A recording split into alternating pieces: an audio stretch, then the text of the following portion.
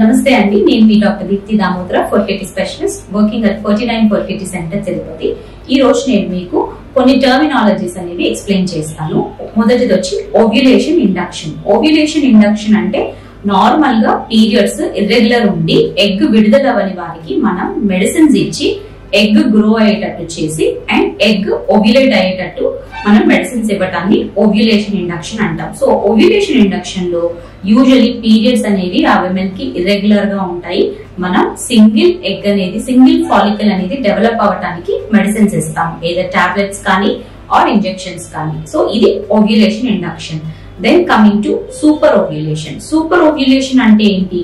ఇక్కడ కూడా egg development కి మనం మెడిసిన్స్ ఇస్తాం, కానీ ఆ విమెన్ కి ఆల్రెడీ పీరియడ్స్ రెగ్యులర్ గా ఉన్నాయి అండ్ ఆ విమెన్ రెగ్యులర్ గా ఓవ్యులేట్ అవుతూ ఉంది ఆల్రెడీ, కానీ మనం సూపర్ ఓవ్యులేట్ చేయడానికి ట్రై చేస్తాం. అంటే మనకి రెగ్యులర్ గా ఓవ్యులేట్ అవుతున్నప్పటికీ ఆ పేషెంట్ కి ప్రెగ్నెన్సీ రాలేదు కాబట్టి మనం ఏం చేస్తామంటే మోర్ దెన్ 1 ఎగ్ రిలీజ్ అయ్యేటట్టు మెడిసిన్స్ ఇస్తాం అనమాట.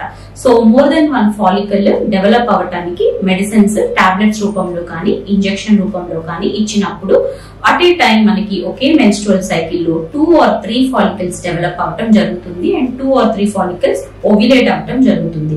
సో ఎగ్ నంబర్ ఇంక్రీజ్ చేసాం కాబట్టి, ఓవ్యులేట్ అయ్యే ఛాన్సెస్ ఇంక్రీజ్ చేసాం కాబట్టి ప్రెగ్నెన్సీ ఛాన్సెస్ కూడా ఇంక్రీజ్ అవుతాయి. So that is called super ovulation. Then coming to controlled ovarian stimulation. Controlled ovarian stimulation అంటే ఏంటి? మనం ఎగ్స్ డెవలప్ అవ్వడానికి మెడిసిన్స్ అండ్ ఇంజెక్షన్స్ ఇచ్చినప్పుడు మోర్ దెన్ 1 ఫాలికల్ డెవలప్ అవ్వచ్చు.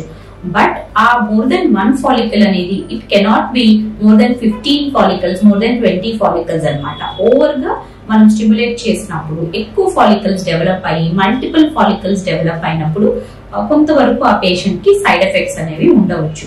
సో అందుకే మనం కంట్రోల్డ్ ఓవేరియన్ స్టిమ్యులేషన్ చేస్తాము. మనం డైలీ ఇంజెక్షన్స్ ఇచ్చినప్పటికీ మనకు కావాల్సింది ఎన్ని నెంబర్ ఆఫ్ ఎగ్స్ అనేది చూసుకుని కంట్రోల్డ్ గా ఒక 10 to 15 ఎగ్స్ మాత్రం డెవలప్ అయ్యేటట్టు మెడిసిన్స్ స్కాన్స్ చేసుకుంటూ ఆ ఇంజెక్షన్స్ యొక్క డోసెస్ ని టైట్రేట్ చేసుకుంటూ మనం స్టిమ్యులేట్ చేస్తాం. దాన్ని కంట్రోల్డ్ ఓవేరియన్ స్టిమ్యులేషన్ అంటాము.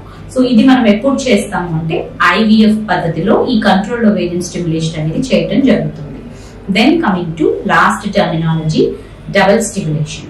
సో డబుల్ స్టిమ్యులేషన్ అంటే ఏంటి?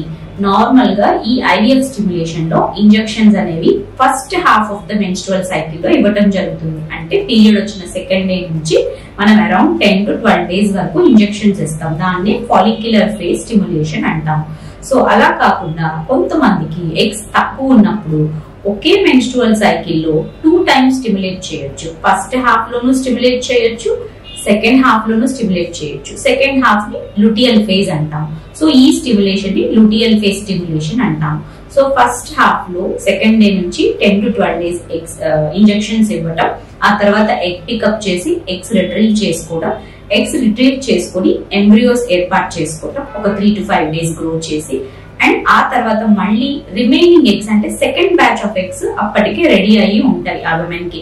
సో ఆ సెకండ్ బ్యాచ్ ఆఫ్ ఎగ్స్ కి ఎగ్ రిట్రీవల్ అయిన 3 to 5 డేస్ తర్వాత నుంచి మళ్ళీ ఇంజెక్షన్స్ కానీ టాబ్లెట్స్ కానీ స్టార్ట్ చేసి వాటిని కూడా స్టిమ్యులేట్ చేసి ఒక 10 to 12 డేస్ ఇంజెక్షన్స్ ఇచ్చి ఆ తర్వాత అదే సింగిల్ మెన్స్ట్రువల్ సైకిల్ లో రెండవసారి ఎగ్ పికప్ చేస్తాము. సో దీన్ని డబుల్ స్టిమ్యులేషన్ అంటాం అన్నమాట. So this is about different terminologies in ovulation induction. Thank you.